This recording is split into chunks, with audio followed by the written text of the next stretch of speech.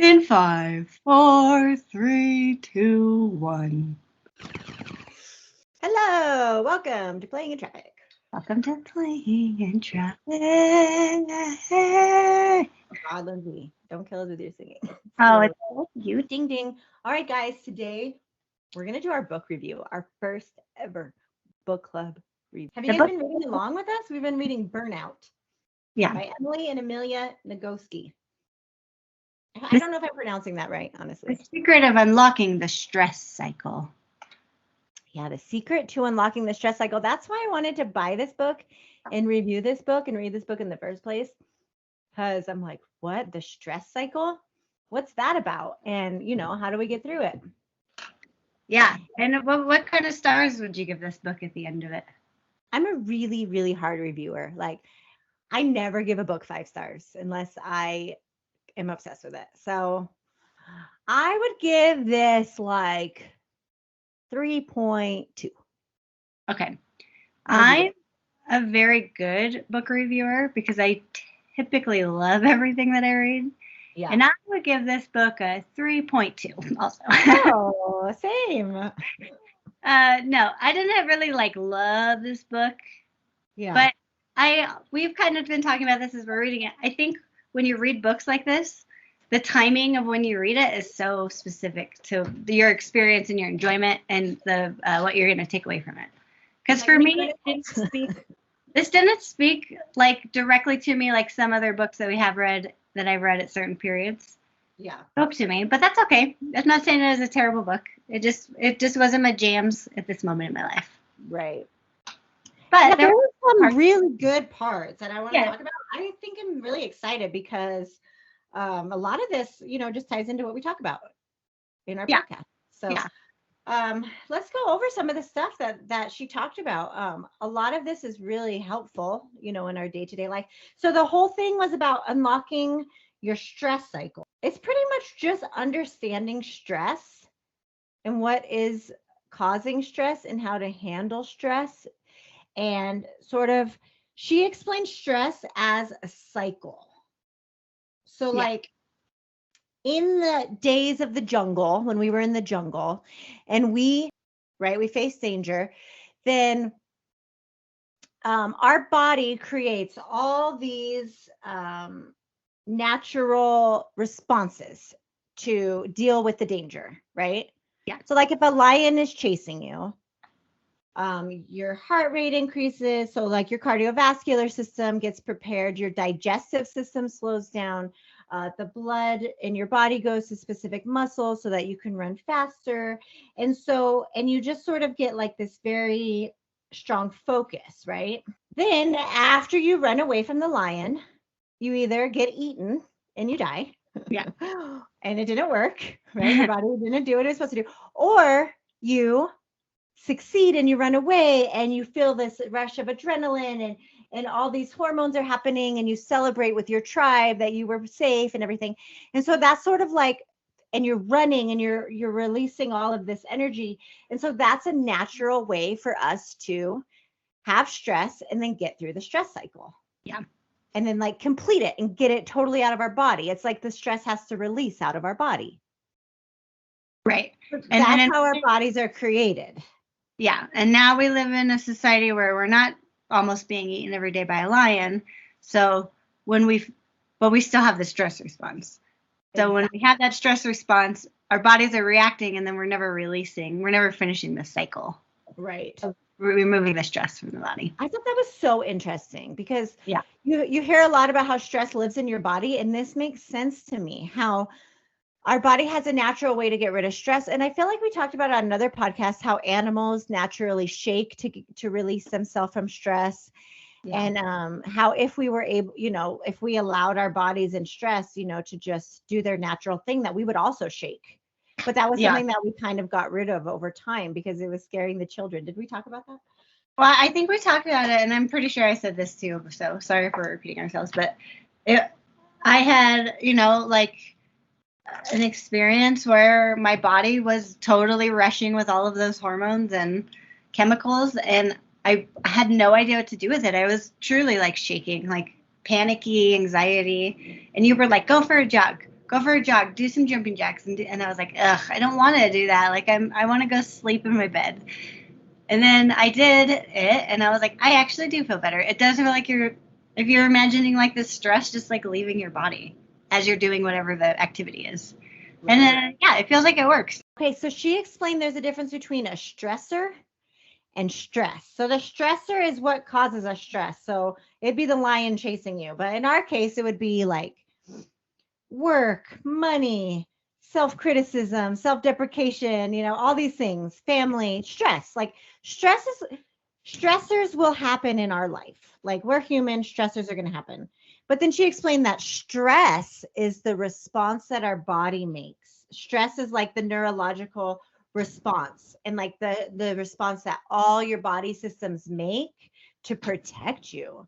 Stress is actually to protect us and keep us safe and keep us from being eaten alive, So we need to remember that, because I think we are like, I hate stress. But it's like, we need to actually like respect it because it's protecting us. But the problem is that now we have all these stressors and we're not allowing the stress to be out of our body. And so, which means we're not allowing the cycle to complete. So think about it, you guys, if your cardio system, your digestive system, your muscular system, if it's constantly being reactive to stress and it's never completing and never getting out, then you're just having it all stuck in your body. And that's why we get these like chronic illnesses. And for me, it's manifested as digestive issues when I was leaving the church, and migraines, and all that stuff just lives inside your body. So we have to complete the cycle and get it out, just as if we were, running in the jungle in the old days. Yeah. I'm a massage therapist, and when I go get a massage, I imagine that is my moment to like restart my parasympathetic nervous system and like fully relax and allow my body to sort of like wash away like all of the things that have been in there. And I do it like once a month, or I go get like a 90-minute massage. And like when I first was doing it like regularly, like once a month, I was like, oh, I'm being so selfish, and like I can't believe I'm like taking this time away to go do this. And it's like, so I don't feel bad about it anymore, because that is how I like keep my brain from going crazy, keep my body from going crazy and like being in pain. And I'm glad that you brought that up, because then one of the next chapters, and I don't want to give it all away because I actually really recommend you guys to read this book. And kind of as she goes on, she explains how to complete the cycle. And so we talked about exercising, and that's like one of our body's natural ways, but there's several ways for us to complete the cycle. So I think for you, that massage therapy is a way for your body to release that, It's like forced relaxation. Right. So let's go through just a few of the things that she went over. But like I said, you guys read the book and you can see all of it. But like the number one thing that the book really recommended was exercise. I'll just be real. Like just physically getting it out of your body. And we've talked about that before. 20 minutes, 30 minutes a day is really not that long, you guys. It's like, pop in our podcast and go for a run. It's like, it's like a few songs worth of exercise. It's really not that much. If you're like me and you hate running, I hate the way my body feels after. It feels like it's very violent on my knees and my ankles. Right. Yeah, it is. Yeah. Just walk briskly. Walk. Do jumping jacks. I like jumping jacks when I'm like, I need to like get my heart rate up, but I do not feel like going for a jog. For sure. You can watch TV and do jumping jacks. Yeah. I do that when I have like some energy I need to get out. For sure. And like jacks in my living room. I personally hate the gym. Like, I hate it. I don't want people looking at me. I don't want people seeing me. I don't want to see other people. I'm totally grossed out by like everybody's sweat and everything. So and that's another level of commitment that like, yes, getting up, driving somewhere. Yeah. It could feel overwhelming to fit like a whole gym schedule into your life. To me, that's a stressor. So I'm like, no. So I like to do my workouts at home, and I do yoga, and that's what works for me. My husband loves the gym. He could never work out at home. He needs to go. So I think the point that I'm trying to make is like, find what you like. Yeah. It doesn't have to be what everybody else says. Whatever you like to do, just get your body moving for 20 minutes a day. And that will help you release your stress cycle. Don't think about it as like, oh, I need to do this to lose weight, or I need to do this to exercise. It's like, no, I need this to get rid of all that stress in there, and then you're going to feel so much better. Another thing that they mentioned was laughter is another way to complete the stress cycle, but like not just like, but like good, strong belly laugh where you're like crying and cracking up. You guys know what I mean. Yeah. I don't know how to instigate that, do you? I mean, like, No. Even if I like watch something funny, if I'm not in the mood for it, I'm like, haha. Sometimes, but we were talking, no, sometimes. But actually, therapists have been known to prescribe sitcoms to their patients. So, like, The Office is given to a lot of people who, they just recommend it for a quick, passive way to just sit there and not think and just, let the funniness wash over you. I don't know if anybody else loves The Office like we do. Has anyone ever heard of The Office? I don't know. Yeah. Just a little kind of an unknown TV show. So funny, you guys. You're like, just thinking about Dwight just like makes me laugh so hard. So when we laugh, you guys, that's a way to release the stress. So that's another thing that you can do. What kind of shows do you like, Lindsay, besides The Office? What could you recommend? You know what my go-to is when I'm like in a really bad mood? This is my guilty pleasure. It's called Jokers. If I get like halfway through an episode and I don't laugh at it, then I'm like, I'm in a really bad mood. That's hilarious. I'm in a bad mood. Because that's usually when I like will watch and I'll start off just like, this is stupid. And then by like halfway, I'm like, okay. Right. It's like you can't control it. Yeah, you guys don't feel bad about those guilty pleasures. Those are not guilty pleasures. Those are for your health. Just so like not what I normally watch when I sit down to watch something. I usually watch like a documentary about genocide or what I mean, like when I'm like going to watch something. Right. I like to watch something like kind of intense, kind of serious. And I joke that my favorite genre of TV is misery porn. Oh, for sure. Me too. That was one of my favorite shows, right? Which one? I'm sorry. Which one did you say? Handmaid's Tale. Oh, Handmaid's Tale. Like stuff like that, like really intense, really emotional, really like. Yes. So Impractical Jokers is like the weird offshoot of that, or like for sure.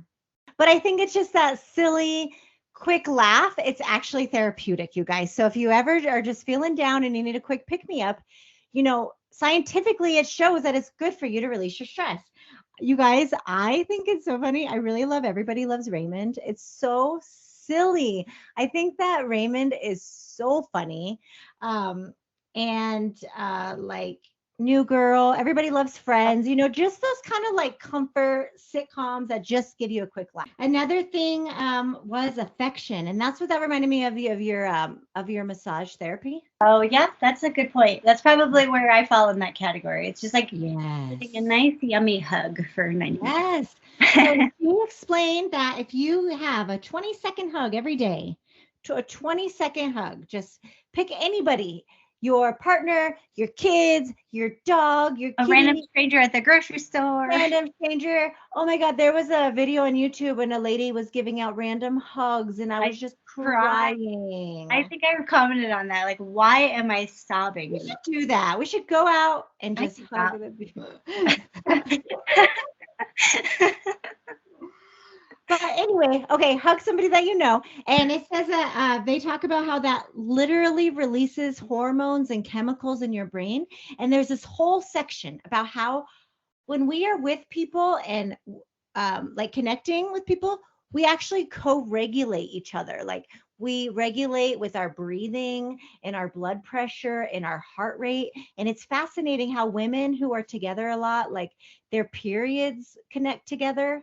Do you know what I mean? So like naturally our bodies with the people around us regulate each other. So that's why community and being with each other is really important. So I thought that was really interesting. Affection is another way to release that stress cycle. I think that's why we all went freaking crazy during COVID. For sure. Because we were like, oh shit, well, now what do we do?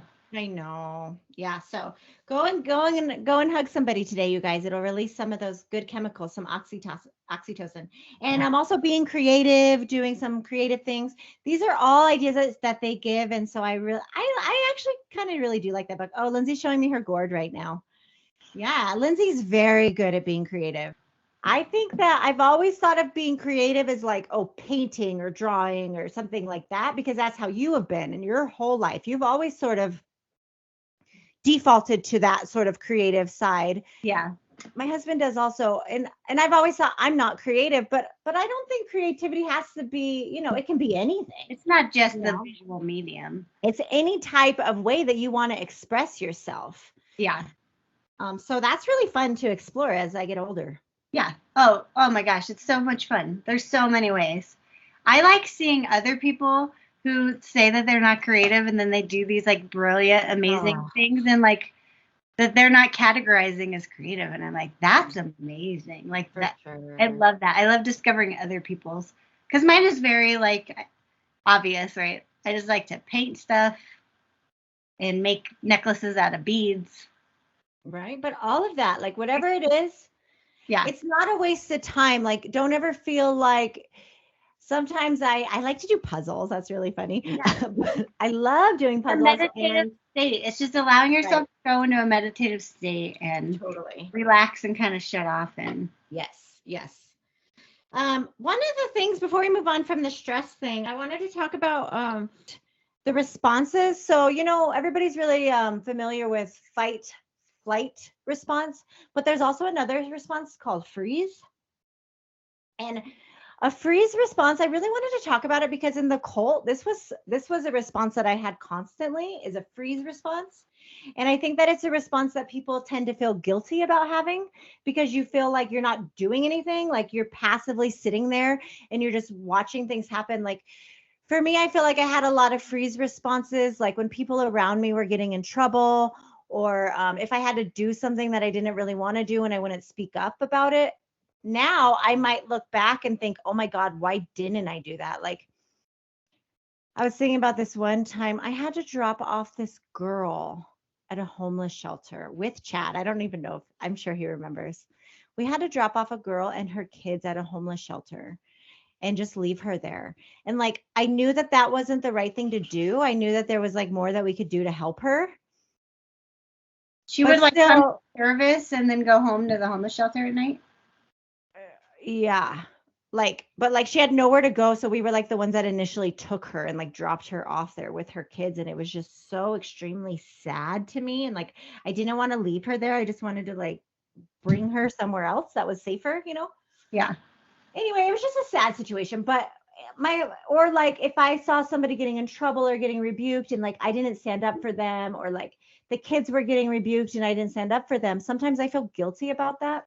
Yeah. But I'm learning about this freeze response, which is actually another way that your body protects itself. And it's actually a very active response. Like it's not just like you're just sitting back and not caring. It's actually like you're trying to survive. Yeah. It's kind of like when you play dead. Like if you see a wild animal and they tell you to play dead, it's like, even though you're not moving and you're frozen, like all of your other senses and systems are activated. Do you know what I mean? Like you're still in a heightened awareness, but you're just frozen. And that's how it felt when I was in it. I just came up with I'm making up a recommendation of something that we could all do together collectively today. Okay. Everybody think about something that has happened in their lives, because we've all done that, where you look back and you're like, I can't believe I just sat there and let that happen. Right. Think about that moment where you froze instead of taking action. And now give yourself a nice hug and give yourself forgiveness for it. 20-second hug. 20-second hug to yourself. Seriously, like we need to be really, really. Everybody has a moment that they immediately comes to mind. Or if they really sit and think about it, they're like, yep, I've definitely done that before. For sure. And then what was I doing? I just sat there. What the heck? Right. I think for me and my cult members, I call them my cult members. Y'all know who you are. Shout out. I think for us, the thing is that it was a daily thing. Like it was a daily a daily, freeze response. So because you get into a part where like you don't really fight, you don't flight, so you just kind of freeze, I guess. I mean, that's sort of how I interpret it. So much of what you guys were like being taught and living went against like your natural like instincts. Right. So I think when it's had to like turn that off. I think when it's continuously happening to you, I feel like a lot of guilt, and maybe because I was a deaconess and I was a leader, so there was a lot of shit that I saw and a lot that I repressed and a lot that that I didn't stand up for. So anyway, I just wanted to let people know that is like a real valid response, and it doesn't mean that like anything is wrong with us for doing that. It was just our way of protecting ourselves in that moment to stop us from being rebuked or, stop us from receiving that criticism directly. Well, I like just immediately think of middle school. I mean, I can think of so many mean things that I said or did to people in middle school. And in retrospect, it's so very obvious that it was eat or be eaten kind of scenario where you're like, if I don't join in on this harassing, they're going to turn around and like do it to me. For sure. And I used to take my video camera to middle school, and I went through them a few years ago, girl, and I just bawled my eyes out. I was like, we were all just so awful and so insecure and so weird and like icky, and watching it like played out in the hallways of middle school. I'm like, it's very clear what we're all doing. We're all afraid to be the one to be bullied. And so we're like doing it to other people or like, and so apologies to like literally anybody that I ever was mean to. If I was ever like the mean bully, I'm so sorry. I know. But I wasn't afraid of them doing it to me, of all of us. And I think we're all in fear of like being the one on the other end of that. Target. Yeah. I'm so sorry, everybody. I know that's how it feels, but I just think it's so interesting. Yeah. So, what about the human giver syndrome? What did you think about that? Human giver syndrome, and it's in the context of the patriarchy. So, in the context of the book, it's kind of presented like this was made by design for women to feel like they have to always be the one to take care of everybody else before herself. And that is by design, by the patriarchy to hold us down. And I agree. But every time she would write the word patriarchy and then the word ugh behind it, I was like, all right, we get it. The patriarchy. We get it. Well, I think for us, the main criticism of the book was the whole feminist part. For me, like, I just didn't want to read about feminine. Like, I wanted to read about the stress cycle. Yeah. That's what I wanted to. So, like, I didn't realize that it was going to kind of be that.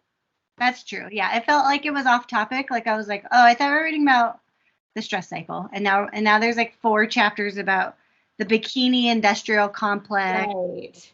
Because I guess, especially for me, like, I saw equal parts of human giver syndrome and like people being exhausted in male and female in the cult. Like it was equal. I guess my criticism too is that I feel like by saying this is only a female problem, the stress cycle and all of the things that are like initially presented in the beginning of the book, then to say like this book is just for women to take away from, I'm like, that excludes like half of the population. And that doesn't feel, I feel like this is good information for like all of us as humans to have, not just like we as women. I mean, in the context of the way they wrote it, it's like, it's understanding why we as women feel this way. It's like, there is a system of imbalance in the patriarchy, right? Like that is true. We know that. And I'm not saying that that's not true, but it does feel like we started the book thinking we were talking about the stress cycle. Then we went on like a little offshoot of the feminine. It was very focused, like,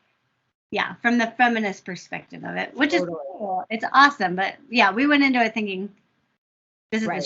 I think that part was just a little bit unexpected and a little bit, that wasn't. And I guess for me, I have all boys. And so I'm like, no, they also have stress. Like I see their struggles. I see things that they're going through. So, that's also valid for them too. And they need this kind of information too. And I don't think that it's really culturally acceptable for boys and men to really learn this kind of stuff. This is kind of like, for girls, but it's like, no, this is for everybody. Yeah. That's kind of how I felt. Yeah, that's kind of like some of the criticism of like, the patriarchy excludes women for this and this or whatever. But then I was like, I feel like men are really excluded from openly being able to, like, when we say things like give yourself a 20-second hug, okay, that's a very like feminine. And I definitely imagine the women doing it more than the men. Yeah. Men do it. Hug yourselves. You need a hug. Take care of yourself. Go get a freaking massage once a month. Like, go get a pedicure. Do all the things that like women do to take care of. Like, self-care is so targeted at women. Pedicures are amazing, and they are therapeutic for men too. I want to take my husband or whatever it is. Go for a bike ride. Go for a jog too. Like, right. It's just, I feel like the exclusion of men for this is like not healthy either, because that creates a repressive society for men. For sure. Which obviously in our culture translates to random impulses of rage. For sure. So let's stop doing that and just take care of yourselves. Learn about self-care. Yes. That's on our journey to self-care, men. For sure. So I think human giver syndrome was interesting when I thought about it inside of the church, because that is like, holy cow, that is what everybody in that church has. Because I'll read you what the definition of what she said. We didn't really even explain it. So this is from chapter 2. Human giver syndrome is a collection of personal and cultural beliefs and behaviors that insist that some people's only meaning in life comes from being pretty, happy, calm, generous, and attentive to the needs of others. This is 100% what happened to me in my church, in my cult, because like you have to always be pretty, always be happy, always be calm, always be generous, and always be attentive to the needs of others. So you literally are like constantly on guard, like you're always on guard to see who needs what and how can you serve others. Like that's what you're constantly looking for from the minute you wake up until the minute you go to bed. That's exhausting because you have no time for yourself, for your own family. I thought of a story I wanted to share with you. Okay.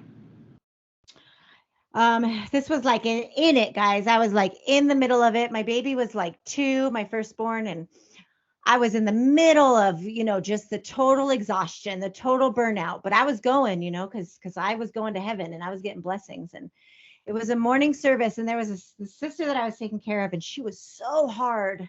She was so hard on me. Every time I'd study with her, she'd give me such a hard time and talk so much crap to me. But I like killed her with kindness and got her on my side and everything. Anyway, she came for morning service. I finally got her to come, and I've been like, calling her all morning to get her to come. And then she finally came, and I was so happy to see her. And then she just looks at me and she goes, you would be really pretty if you would just like straighten your hair. Oh. And I just, at that moment, like I just broke inside. I broke. You can't show it, right?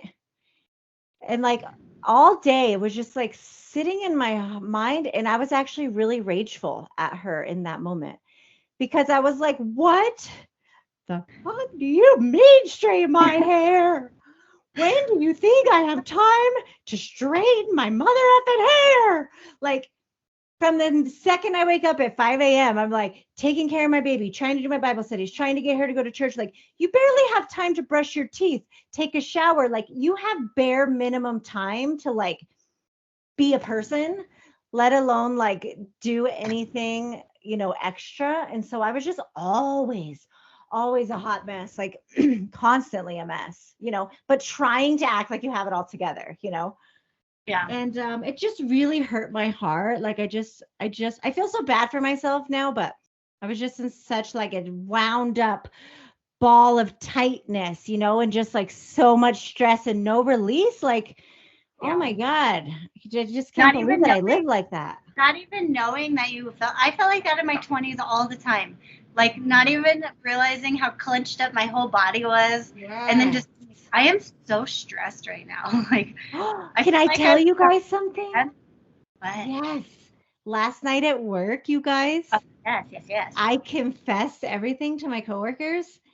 And it was like 1,000,000 pounds was lifted off of me. It was the weirdest thing. So I've been working at my job for a little over a year now. I started around COVID time, and I love my job so much. It's my favorite job I've ever had. And I really enjoy my coworkers, but I've never told them. And I'm awkward. I'm so awkward and so weird, and I can't help it because I'm just trying to like figure life out still, And so I've just been sort of awkwardly working with them, and I'm just like, I gotta fucking tell them. I gotta tell them. And it's just been like really heavy on me. And every day I go and I'm just awkward and I just don't know like how to be around people.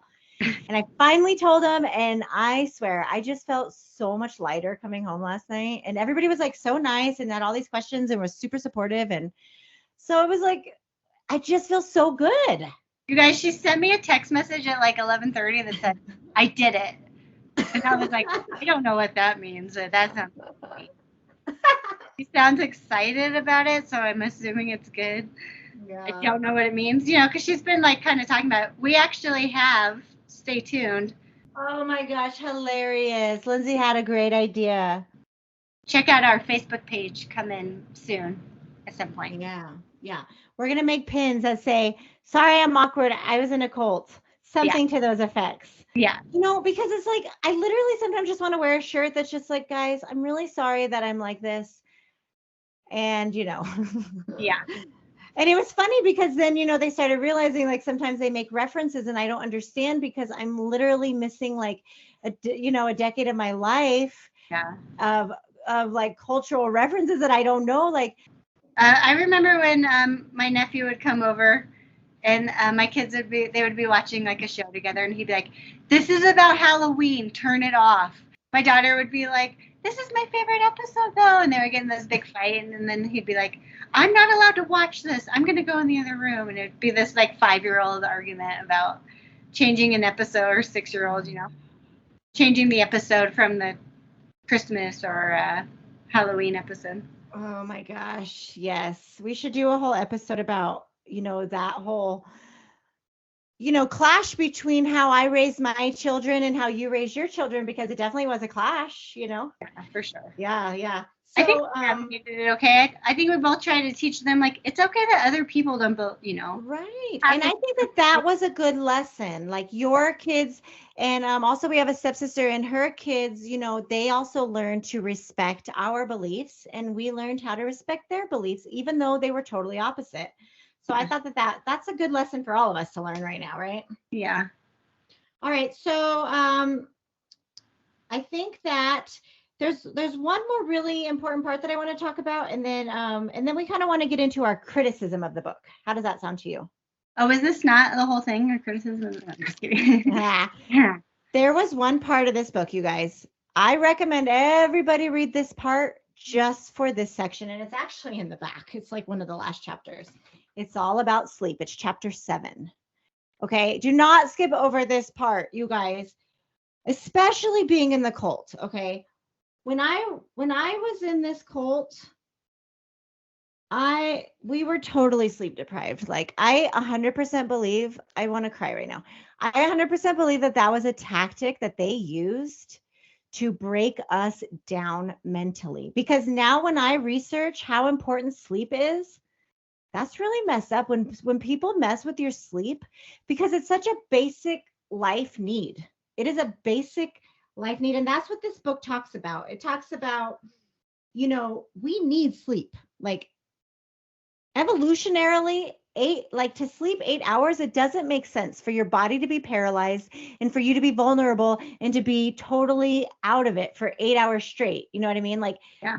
If we didn't need sleep to survive, over time, over all the millions of years, sleep would have gone away. Right. It would have, if it's unnecessary, then it would have gone away. But the whole point of it is so necessary that we need at least 7 to 8 hours of sleep a day. And that's to process our memories, to store things, to let your muscles heal, to let your body heal. Sleep is medicine. And like, I think that when I came out of the cult, like it took me a long time because I also had a newborn. So I was so sleep deprived. Oh my God. I can't even tell you like how mentally, when I look back, like I was mentally so unwell. Like I couldn't think straight. I had severe brain fog. I couldn't remember words. I couldn't remember things. It was so, I couldn't read. I remember like trying to read a book, and I got so scared because I literally could not like comprehend what I was reading.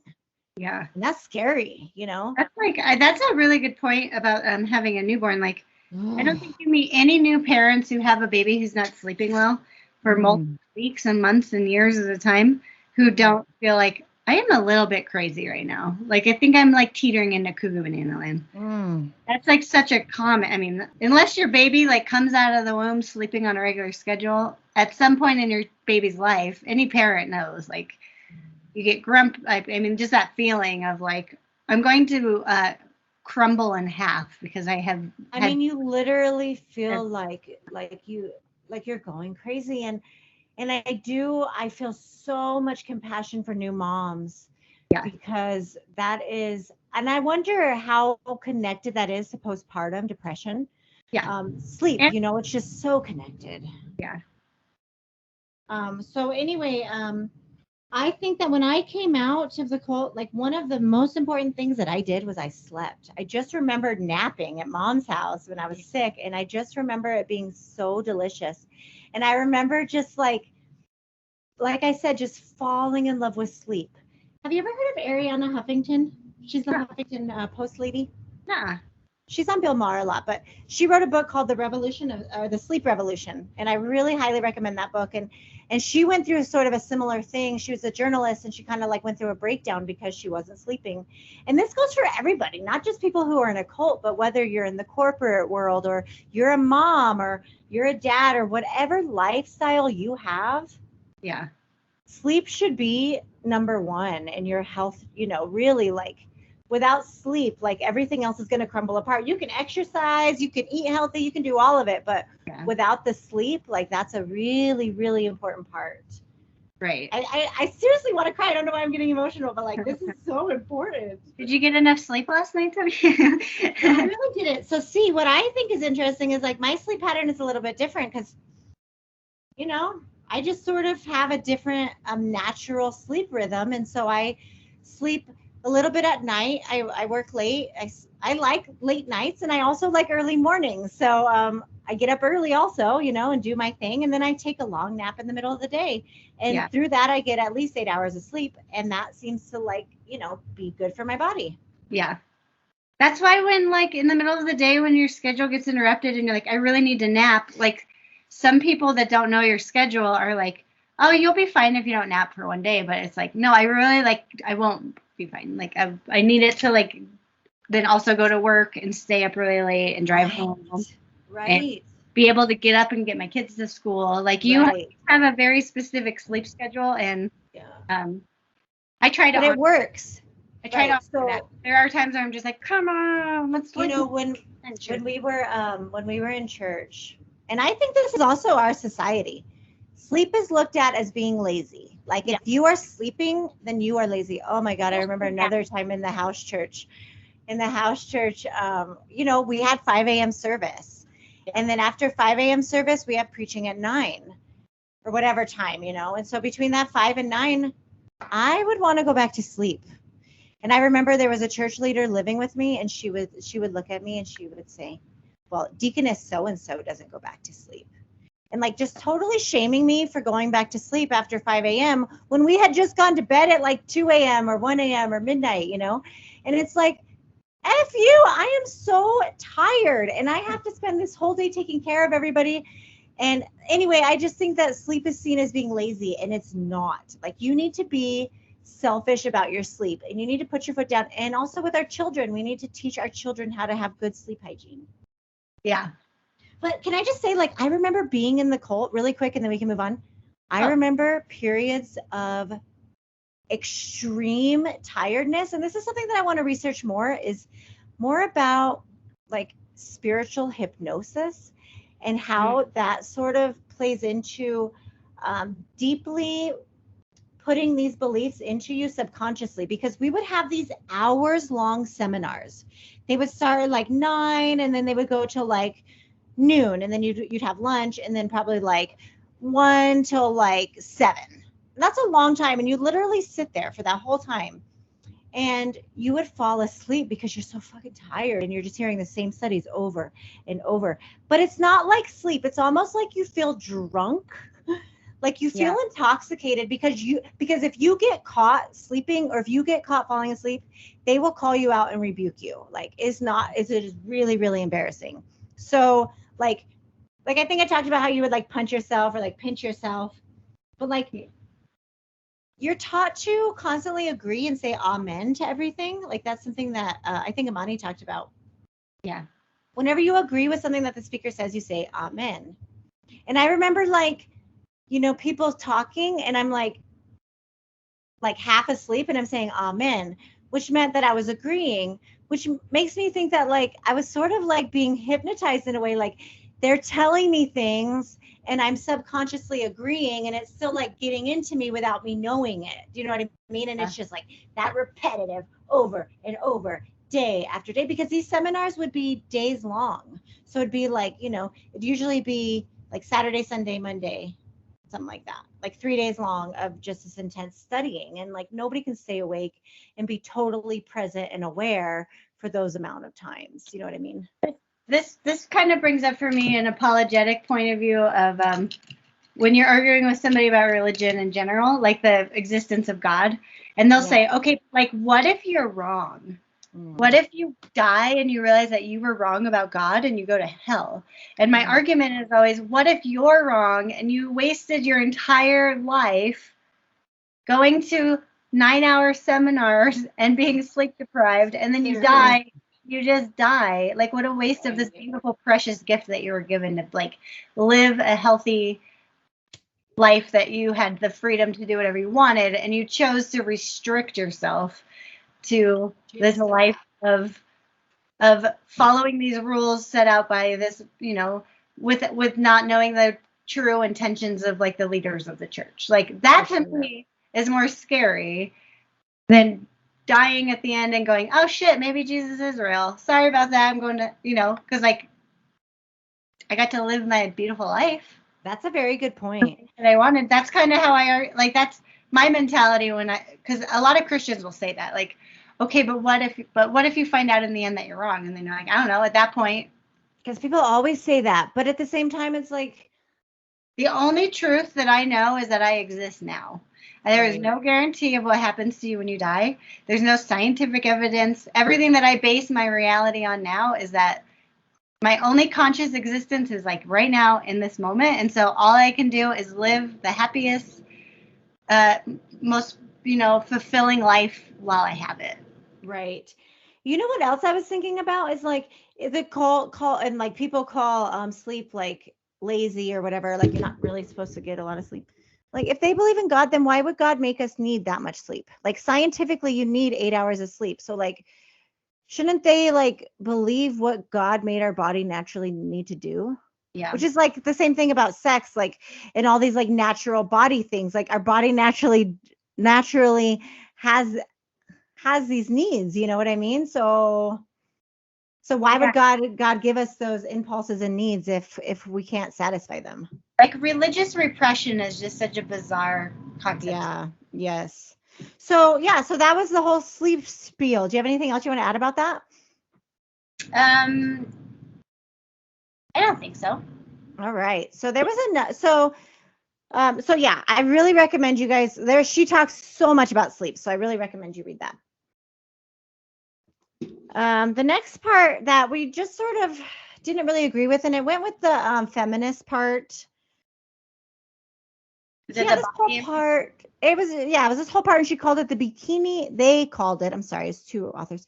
They called it the bikini industrial complex. And so I guess so she had this whole part in the book about body image and not feeling bad about how your body looks. Is that what you think they were trying to say? Yeah. That there is an expectation for women to fall in this very small category of perfection. Right. But that doesn't really exist, and that we should all just be comfortable in our own skin. But in there saying that, there's a part of the chapter that said it would be nice to be thin. And that leads me, what? Oh God. She said it would be nice to be thin. Yeah. Do you remember? There's like they said that that your life would be easier if you were thin. Yes. Isn't that something sort of implied that like if you're thin, that your life is going to be easier and you're not going to have so many struggles. To women who look the way that society wants them to look. Right. I just want to make a public service announcement here. She's been holding this in for a long time, guys. She's my whole life, like since I was 9. Okay. Yeah. Let me just say that even if somebody is thin, it is still unacceptable to approach them in the first time you ever meet them and or every time you see them to say, even if you think you're trying to say it as a compliment, commenting on somebody's body weight is kind of rude and off-putting. And obviously, people have done it in a way that I know that they're trying to say it in a complimentary way. But this is not a compliment, okay? If you say this to a person and then think that, oh, but it's acceptable because it's a compliment, this is not a compliment. If you find yourself wanting to say this, just stop yourself before it comes out of your face. Oh my God, you are so tiny. Like, you're like really thin. You should eat a cheeseburger. That's not a compliment. That's very rude. And I don't feel very self-conscious very often because I tend to imagine myself that I don't really care about that shit, right? Like, my clothes are hilarious. I don't really ever like think out what I'm gonna wear. I don't really ever do my hair or my makeup. Like, I don't know. Low maintenance. We're low maintenance people. We're low maintenance in that way. But I feel very self-conscious immediately after somebody saying something like that to me. And it like affects me for like weeks after, where like when I look in the mirror, I'm like, I don't know, am I disgustingly skinny? Like, am I underweight? Like, is that the first thing that people notice about me? And it like puts me in that loop of like self-consciousness. And I don't want to exist in that space. And I think it's very rude that people feel like because they're commenting on me being too skinny and not overweight, that it's somehow socially acceptable. Like, you're still creating self-consciousness in another person that's not your right to do that. So I'm just doing a public service announcement. Small people do not like being told to eat a cheeseburger. Well, like if you saw somebody overweight, you would never go up to somebody and say, oh my God, you are so big. Like, why? So big? Is that, are your parents big? Is that a genetic thing? Because that's what people always ask me. Is your family really small? And I'm like, yeah, we're a small people. We're a small mountain folk. I don't know. Like, yeah. Yes, but that I am because of fucking genetics, of course. Like, but you said that you also do the same thing to tall people. I do. This was good for me to read. At first I was angry, and then I realized I do this all the time to tall people, because when I'm standing next to a really tall person, I feel extremely tiny, and I make the dumbest comments, like dad jokes, like, what's the air up like? What's the air like up there? Okay, like stupid shit. Like, how are they supposed to respond to that? What a dumb thing to say. But then I say, like, are your parents tall? And I ask them about being tall. Like, they have any say in how, in the same way that I have no say in how my body structure is. And it's just an annoying ass comment that we don't need to be making to each other.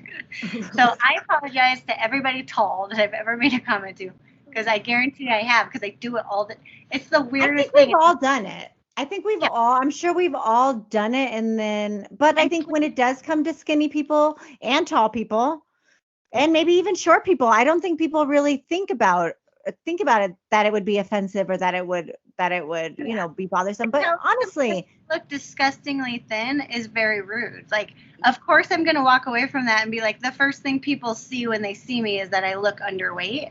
And then you're like conscious that that's how people view you. Right. And not that ultimately at the end of the day, that's what I go to bed worrying about. Okay. Like, it's just an annoying thing in my brain now. Can I read for a page from just a little section that I wrote from this? It's page 186. Okay. And I thought that this was really like moving, and it reminded me of what you're talking about. But I think this is really the point they were trying to make, even though it came.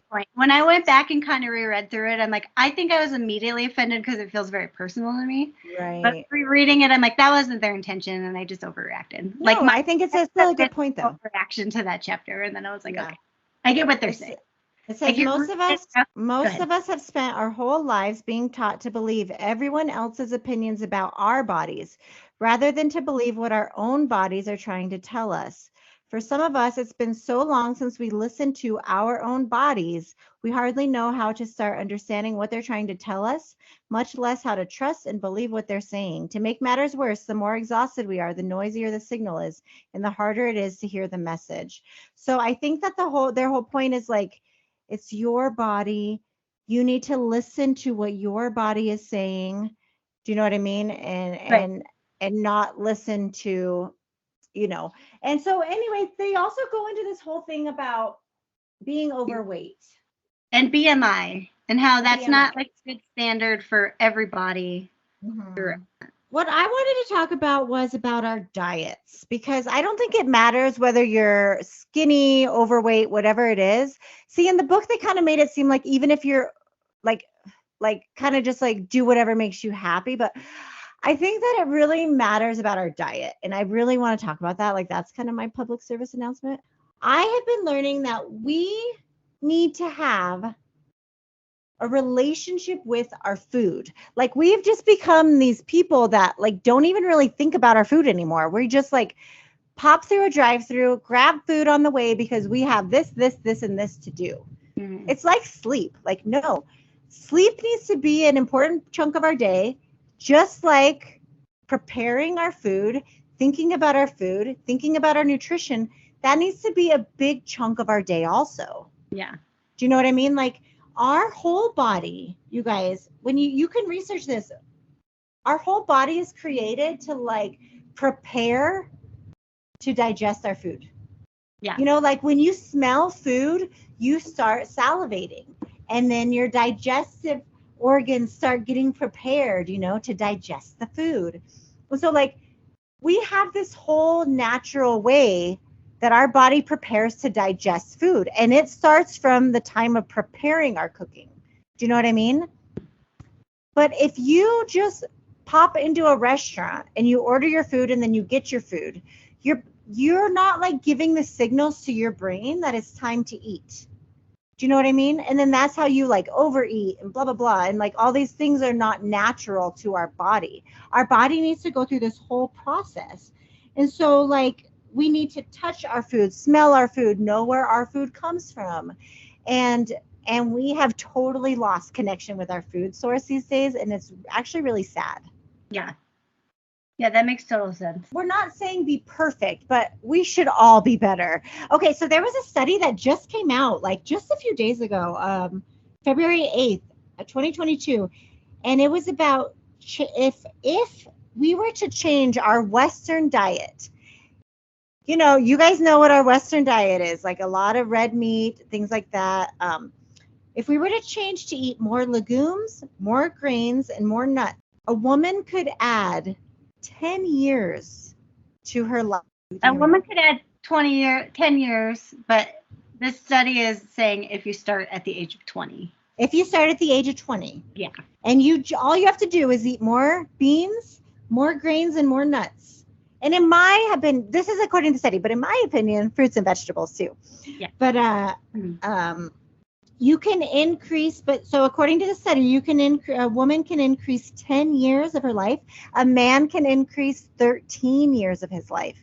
And I thought this was fascinating. If you start at age 60, men and women can increase their life by 8 years. Cool. 8 years? 8 years? That's awesome. Just by changing your freaking diet, which makes me realize that all these chronic illnesses that we're having is because of our diet. Yeah. It's all because of the shit that we're putting in our bodies, you guys. McDonald's. You can't say all, but I mean, in my opinion, in my personal experience with my body, when I eat healthy, I feel better physically, mentally. You get mental clarity. I mean, so many of our diseases are connected to our diet. Yeah. So many of our diseases. I want to recommend a few documentaries. What the Health is a really good one. Fat, Sick, and Nearly Dead is a really good one. That's when I went on my juicing. Do you remember that? About that.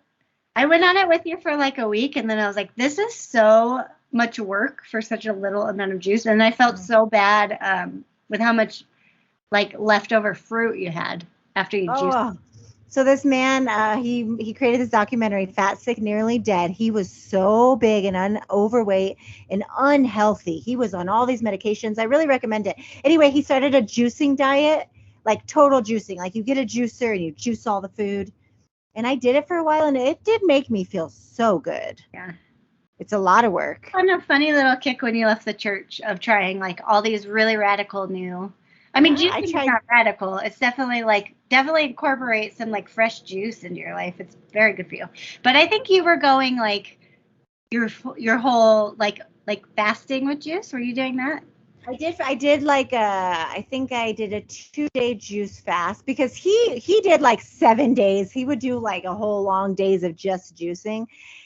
And I can't exactly remember, but watch it. But I think that it gave me a love of fruits and vegetables. I started exploring like different types of kales, different types of fruits that I had never tried before. And I just really fell in love with fresh fruits and vegetables. And I started taking red meat out of my diet because like when I was in the cult, you guys, your diet is very controlled. And I was exposed to a lot of new food, but it was a lot of like heavy, unhealthy food. And so when I just discovered all of these delicious fruits and vegetables, I really recommend everybody go to like your nearest supermarket and just try something new and try a new vegetable recipe, and you might be surprised. And it just really helped me. You know what my favorite is, which once you add in the extra stuff, it's actually not very healthy, but mashed cauliflower. Like instead of mashed potatoes, you mash up cauliflower. And I went through a kick with that for like weeks, but then I would add in a lot of sour cream and cheese. And so those things they counteract the cauliflower. But that was like one of my favorite things to make. And I was like, it's cauliflower. It's healthy. Yeah. I think that as long as you're getting the healthy things, like some people are so strict about their diet, and that's okay if that's how they want to be. But I just feel like as long as you're getting the really good nutrients and the good things that you need, then it's okay every once in a while to, eat what you enjoy. But I think that the more that you eat these healthy things, the more you enjoy them because you realize you feel good. Yeah. Your body feels good. You feel strong. You feel clear-minded. You don't feel so heavy. You don't feel so tired and weighed down and so yucky. Yeah. So just give it a try. Give it a 30-day try of, whatever kind of, try eating some legumes, some grains, and some nuts, guys. And they're really good. Yeah. Do you want to talk about the Mad Woman? I don't know. There's a whole nother section, you guys, about how we have a mad woman in our attic from Jane Eyre. Yeah, I like that. I do like that analogy. That's a good way to put it. Yeah. She's the crazy lady up in the attic who's just hiding.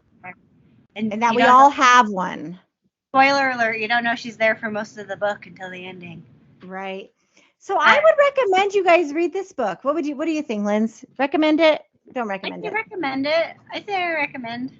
It gave me a lot to think about. I mean, I really thought about a lot in this book. I really actually did like it. I think knowing that we were going to talk about it, I read it with a more critical eye than I normally read these kinds of books. Totally. And that's where my I don't know about that. Like for some reason while I was reading it, I felt like I needed to argue with every point of it. And so I think that was sort of my personal experience of it. Because I did go back and read, so like I was saying, I read those parts that kind of pissed me off, caused this weird reaction where I was like, but then rereading it, I'm like, that's not even what she was trying to say. You guys get the book. Hey, we need to pick our next book. Oh, I just ordered and got The Cult of Trump. Yeah, do you want to read that one? Is that too political? That's from Steve Hassan, y'all. You should check it out. The Cult of Trump. I'm about to read it. Thank you, Chad. Thank you for the recommendation. Yeah, he talks about it on his podcast. Recommendation, if you like, just a recommendation that this book reminded me of, because there's a part about holding in your rage with your mad woman. Oh, yeah. There's a book called Night Bitch that's really good. And it's about a mom and her mom rage.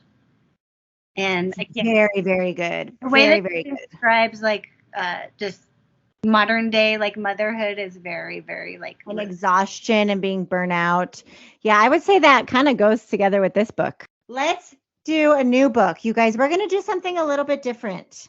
We're going to read a novel, something kind of scary, I think. I've never read it, but it seems to have pretty good reviews. It's called The Girls. It's by Emma Cline. This is what it says. The Girls is a 2016 debut novel by American author Emma Cline. It is loosely inspired by the Manson family and the murder of actress Sharon Tate. Ooh. Yeah, that'd be creepy. Ooh, it's going to be good. So let's read that like within the next month or so. Yeah. Those are definitely more my style of books. Like the self-helpy kind of like the Burnout.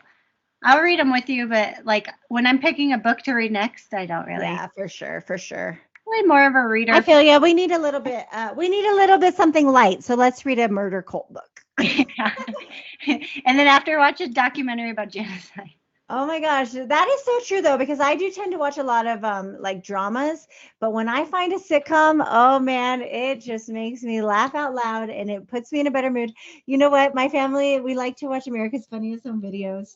My boys like Ridiculousness, and I hate that show. I think it's so inappropriate, ridiculous. But America's Funniest Videos is so funny. Oh, you know what I used to love around their age?